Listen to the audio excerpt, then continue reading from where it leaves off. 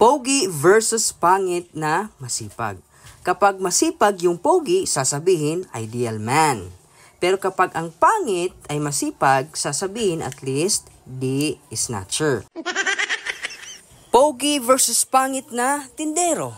Kapag ang tindero ay pogi, syempre, bili agad, sabay, selfie.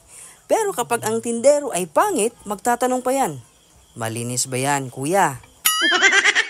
Pogi versus pangit na nagpatato. Kapag ang pogi ay nagpatato, sasabing astig, arts yan o kaya design yan.